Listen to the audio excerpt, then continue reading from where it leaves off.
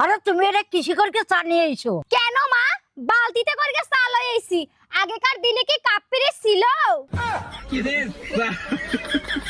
এই নাও চা ধরো আর চা খাও। ফোনটা দাও। আগেকার সময় কি ফোন ছিল? অত ফোন দেখতে হবে না।